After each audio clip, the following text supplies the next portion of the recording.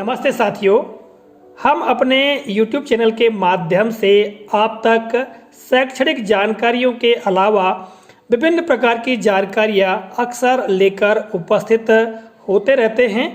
साथियों, आज के इस वीडियो में, इस कालखंड में हम आपके समक्ष एक ऐसी जानकारी प्रस्तुत कर रहे हैं जो कि शिक्षकों के वेतन पत्रक से संबंधित है।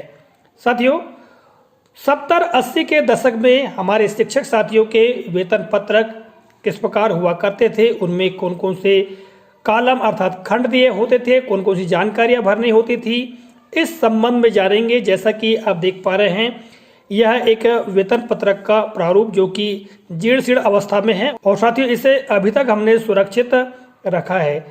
और ये आप सामने का जो भाग है उसको देख पा रहे हैं, इसके पीछे तरफ जो है आप देख पा रहे हैं ये मासिक प्रतिवेदन। तो साथियों, इसके खंडों के बारे में जानते हैं कि क्या क्या जानकारी दी गई होती थी। तो जैसा कि सबसे ऊपर आप देख पा रहे हैं साले शिक्षक विषयक जानकारी और इसके बाद यहाँ माह, ठीक है। और यहाँ पर देखिएगा विवरण में शाखा, केंद्र शाखा, जनपद पूर्व माध्यमिक शाला, यहाँ पर प्राथमिक भी हुआ करता था और यहाँ पर खाली जगह दी गई है विद्यालय का नाम लिखने के लिए और परिसर। साथियों, पूर्व में प्रत्येक विकास खंड में 4 परिसर हुआ करते थे, पूर्व, पश्चिम, उत्तर, दक्षिण। तो जो शाला है जिस भी परिसर में होती थी उस परिसर का नाम यहाँ पर लिखा जाता था। जैसे कोई शाला पश्चिम परिसर में है तो यहाँ पर परिसर पश्चिम लिखा जाता था, या पूर्व परिसर की शाला है तो पूर्व परिसर लिखा जाता था। तो इस तरह से यहाँ पर सामान्य जानकारी ऊपर लिखना होता था। इसके पश्चात आप देखिएगा यहाँ जो खंड दिए गए हैं, यहाँ पर आप कुल देखेंगे कुल 15 खंड दिए गए हैं और आप यहाँ पर देख पा रहे हैं देवनागरी लिपि में ये अंक प्रिंटेड हैं, जैसा कि आप यहाँ पर देख पा रहे हैं, ठीक है। और साथियों, प्राथमिक विद्यालयों में विशेष तौर से देवनागरी लिपि के ही अंकों का प्रयोग किया जाता था और वर्तमान में हम देखते हैं तो हमारे बच्चों को देवनागरी लिपि के अंक नहीं आते हैं, क्योंकि इनके अभ्यास करने से बच्चे इनको आसानी से सीख भी सकते हैं। तो चलिए देखते हैं कौन कौन से खंड हैं। तो सबसे पहला खंड क्रमांक का, इसके पश्चात शिक्षकों के नाम। तो यहाँ पर शिक्षकों के क्रमशः नाम लिखे जाते थे, फिर यहाँ पर उनका पद, फिर शिक्षक स्थायी है या अस्थायी यहाँ पर लिखा जाता था, फिर शिक्षा विभाग में नियुक्ति की तिथि अर्थात शिक्षा विभाग में शिक्षक की नियुक्ति किस तिथि को हुई है वह तिथि लिखी जाती थी, फिर वर्तमान शाखा में पदभार ग्रहण तिथि, यानी जो शाखा है उस शाखा में पदभार ग्रहण की तिथि लिखी जाती थी। और आगे देखिएगा वेतन वृद्धि की तिथि 7वें खंड में, और फिर अगले खंड में जन्म तिथि यानी शिक्षक की जन्म तिथि यहाँ पर लिखते थे। इसके पश्चात शिक्षक प्रशिक्षित है या अप्रशिक्षित यहाँ 9वें खंड में लिखा जाता था। इसके पश्चात शिक्षक की योग्यता 10वें खंड में, फिर शिक्षक के स्थायी निवास का पता यहाँ पर लिखा जाता था।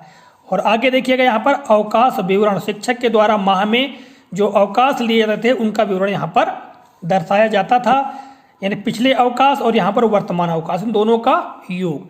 और अंत में विशेष टीप का एक खंड अर्थात रिमार्क का खंड दिया होता था।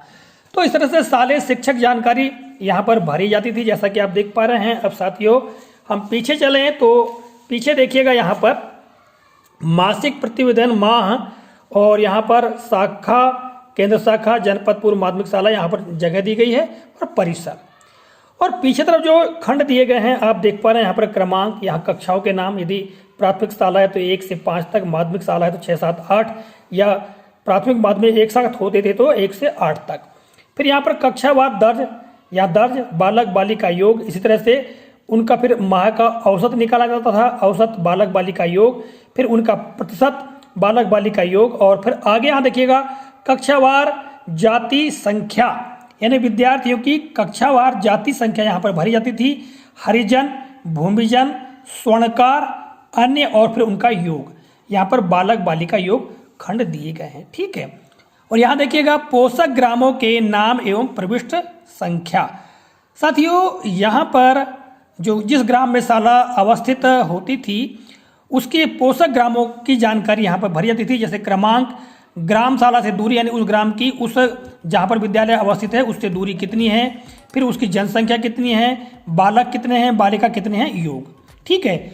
और यहाँ पर भी देखिए क्रम संख्या और फिर शिक्षक का नाम, अर्थात जो कक्षा को शिक्षक पढ़ाता है उसका नाम, फिर उसका पद, और कक्षा कब से चार्ज में है, इस तरह से साथियों ये जानकारियां भरी जाती थी। तो ये पूर्व का एक वेतन पत्रक है जिसके संबंध में मैंने इस वीडियो में आप तक जानकारी प्रस्तुत करने का प्रयास किया है। जानकारी अच्छी लगी होगी ऐसी उम्मीद है।